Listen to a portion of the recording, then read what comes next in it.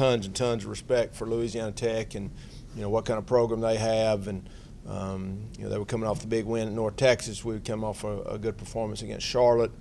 Knew we were going to have our work cut out for us. And I think the thing I was most proud of our guys was we had a terrific week of practice.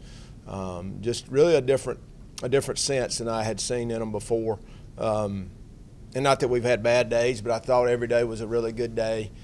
So, anytime you go on the road, hostile environment, conference game, we're kind of fighting for number one right now, which is still very early. We knew it was going to be tough. But from the moment we got to the hotel to the game, I knew we were prepared. We had the rain delay or the lightning delay to start the game and sat in the locker room and came out. I think, we get a pick to start the game. AJ gets hit and they get a pick, and next thing you know, they're in the end zone. It's 7-0, and from that moment on, really defensively, I don't know if we could have asked for much more out of our guys. Just we didn't do everything perfect, but they played really, really hard. Thought we had a really good plan. They played really hard against a really good offense. Once again, tons of respect for their staff and their offensive team, and so that's why I guess it really means a lot to how our defense had played. Obviously we kind of started out rough on offense. Give them credit; they got a really good defense, got after us, but kept playing, kept fighting. Special teams was really good, and went into half 7-7. And as some of us talked after the game, after the game was over, was 7-7 is not bad. I mean, it was just a defensive struggle going into half. Thought we made a few good adjustments and came back out and just kept playing. Defense kept playing great, and the offense got untracked. And really by the fourth quarter, I thought we were really at our best, which is when you want to be at your best. So just terrific win for our program and our team. And once again, hats off to La Tech for how hard they played. And, so the 24 hours, I guess, is up. So as soon as this is over, we'll be moving on to Rice. Got a lot of respect for Coach Bloomgren. Known him a long time. Knew him when he was a GA at Alabama. Tried to hire him at Prattville High School many years ago. And really just followed his career when he went to Stanford, all the great things he did there, as offensive line coach and offensive coordinator. They're just one of those teams that's just kind of right there. I think they're averaging about 26 points a game. Defensively played really well last week. Have played some really good opponents. Just I know they're going to be well coached. I know they're going to play hard. And Coach Holtz and I were talking about this before the game, as I have with every coach. Every week is just a new week. It's in our conference we're all really close. So we have no false thoughts about where we are or who we are. We just got to keep working every week. Proud of our guys. Proud of where we are. But it's the next conference game and on the road. So we'll have to have another good week. Just take us real quick to, I know you want to move forward, but the dance moves in the locker room. I noticed that you were not really trying to get front and center with that. Correct. So explain why not, and or were you smart enough to realize that's not my real? Yeah, mine is that was really not the place for me to open up. So I just kind of let Coach Vincent, we always say, he's from Kentucky, the hills of Kentucky. So we have a little special jig we do. He does on our road wins. We broke that out back in 2014. And he broke it out again. It was another big road win. So it's just fun. We love having, I tell our guys all the time, these wins are so hard to come by. We want to enjoy them. And really that's just spontaneous fun with our guys. And, those are some fun moments, and you need to experience those and enjoy them. And I tell all of them, every win is a big win in college football, and especially on the road like that. So Coach Vincent showed his moves off. So the past couple of years have been a lot of firsts for guys on the team, and now you're got kind of a new first that are playing in the league, but in the conference in the division. So it's kind of like you're playing with house money. So how do you keep these guys' heads afloat? And like you said, I think you said it last week. Every week's going to be the most important. Yeah. Part of the week. So how do you keep these guys, level-headed? Yeah, it's a good question. I think for us, all we got to do is backtrack to Coastal, and not taking anything away from them, but it is week to week. Stay humble, work hard. That's a reminder. We can go back to Charlotte. We can go back to whatever. There's just whatever that is. They're fighting for their lives. It's important to them. They're at home. They're playing in front of their families. Everything you want to say. And so for us, we said this yesterday. how important is this game? It's a championship game. I mean, it's the next game. It's a conference game. We should have some confidence, but not cockiness. And so we'll see if we practice like we did last week, and that's going to be the challenge. So just literally living in this moment.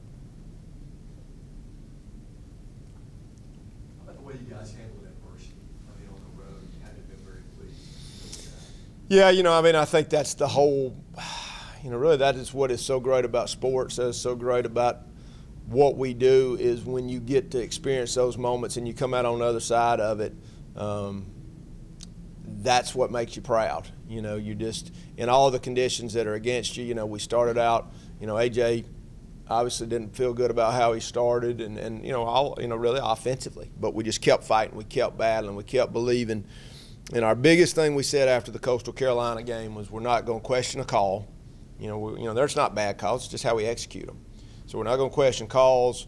We're going to play the calls that are made by our coordinators or whoever, and we're going to support each other. And I know our receiving core was so supportive of AJ and what was going on early and pulling for each other and helping each other up. And that was what made that really special. So, yeah, to that, just fighting through it, all those things that you have to fight through on the road. And, we didn't have many people there. So really we talk about this is what we got, is what's on the sidelines with us, and I think they embraced that. So it was fun to see and something to be proud of. Speaking about early, in that game, I believe he started out 0 for 10, but then he goes out and finishes 8 of 14, Right. 30-some yards and a touchdown. Right. What is it about him? Because he'll have, he'll make some mistakes. He might have little struggles here and there, but he seems to be the kind of guy that's just kind of unflappable. Yeah. He'll just go right back out Yeah. there and Right. keep doing what he's got to do. I mean, he's a warrior. I mean, he really is. He's like a coach. I think he's so hard on himself, which is really what opens him up to some of these. I think might make him some streaky sometimes because he gets down on himself. But the guy's gutty and he is a winner, and he's a good guy to have on your team. So he's that kind of guy that just is tough, competitor, loves it, studies it. It's important to him, and he makes us better. So it's just you feel like his very next throw he's going to be there because And he had a great week of practice. It wasn't like he didn't have a good week, but give him credit for just finding a way to get through that and keep playing. You had said something about wanting to see how your team is going to respond in practice.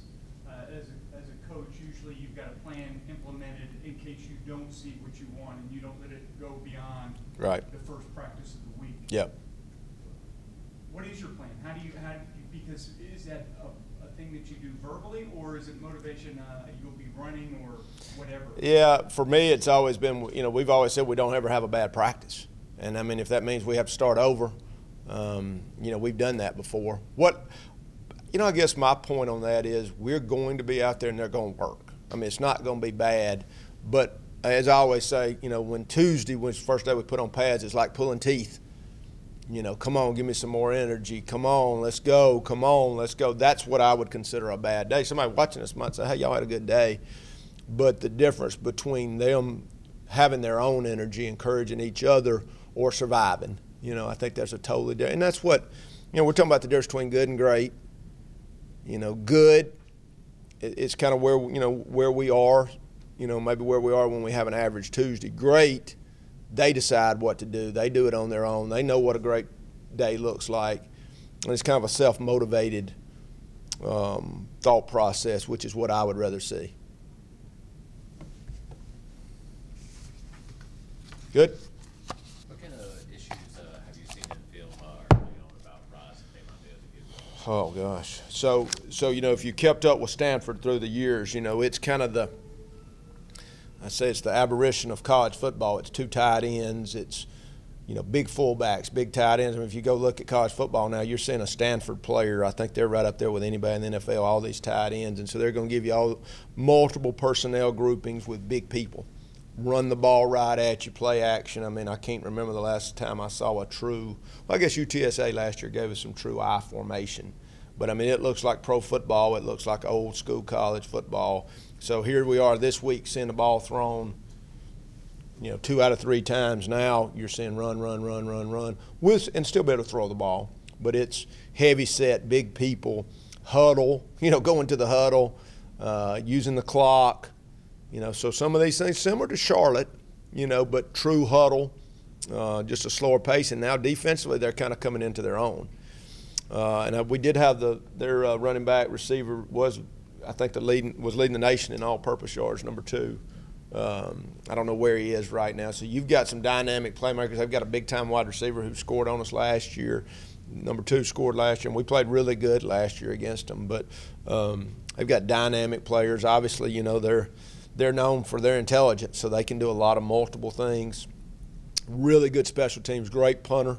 He was a guy we had our eye on back in 14. I think he's leading the nation in punting. So, you know, them and UTSA was like 3-0 going to the end of the game. You know, so that's what I say. There's not much separating any of us. You know, but a true ball control, run the ball right at your offense.